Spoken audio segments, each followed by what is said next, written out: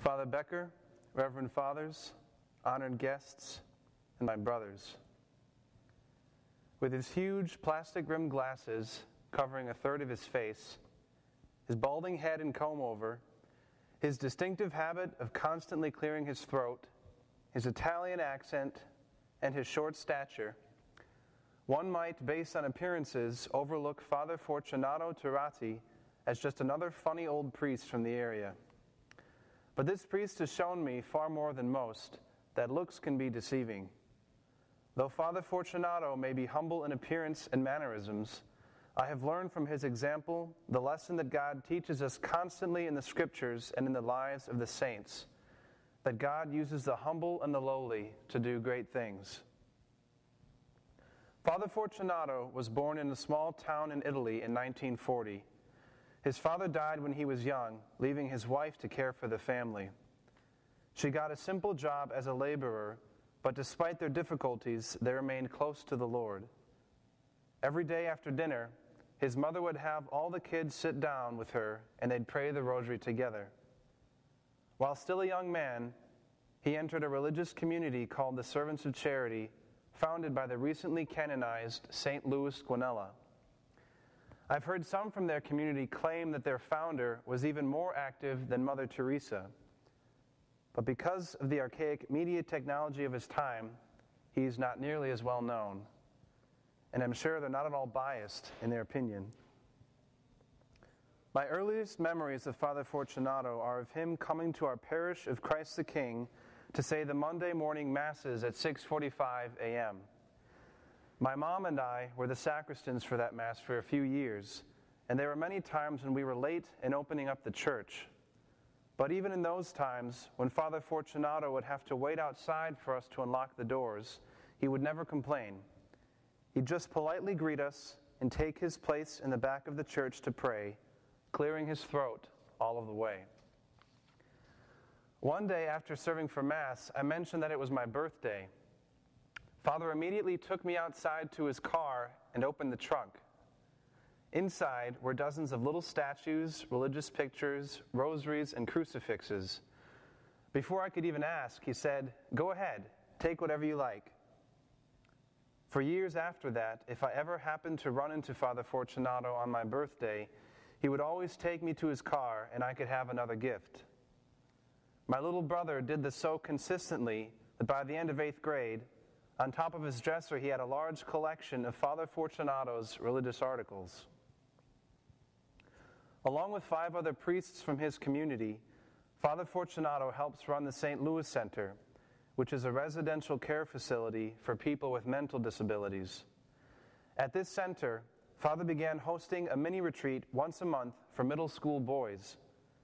These little retreats would last just one morning and consisted of Mass, breakfast, games, a Bible study, adoration, and concluded with lunch.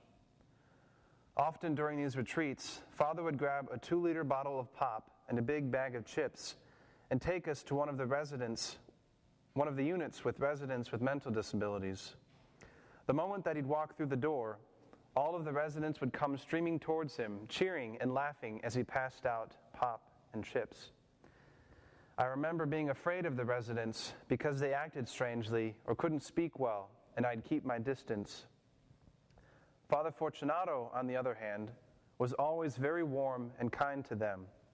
He never talked down to them or made fun of them, but spoke to them with respect and, above all, with love.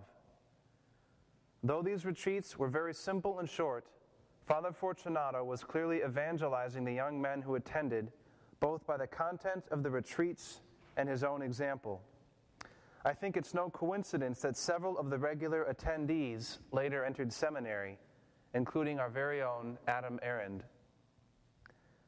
On top of being the superior of the community of priests that serves in the St. Louis Center, Father Fortunato is also the chaplain of a Catholic grade school in Ann Arbor and a frequent minister to the inmates of the state prison in Jackson. In my hometown, Grass Lake, there is a small shrine to St. Joseph that is run by the Servants of Charity. For years, the chaplain of the shrine was Father Paul, a very energetic and hard-working Italian priest who was well loved by all. In 2008, however, he was given a new assignment by the community and was sent out of state. Because of the relationships he had made with families in the area, many were very sad to see him leave. That is, until they heard that Father Fortunato was going to be his replacement. He has done such a good job as the new chaplain that every Sunday the little shrine is packed, and many families from the surrounding area attend Mass at the shrine far more often than at their own parish. If there is anything that I've learned from Father Fortunato, it's that the Lord can do great things with the simple efforts of humble servants. This priest is a simple man from a poor family. He has never been a pastor of a parish. He has never been given the title of Monsignor, and he will likely spend the rest of his life obediently going wherever his religious community sends him. But despite his humble background, over the course of his priesthood, Father Fortunato has touched the lives of thousands of people, more than I'm sure even he is aware of. Even though he has done so much, he has not become arrogant or proud, and has not at all lost the fervor and zeal of his youth.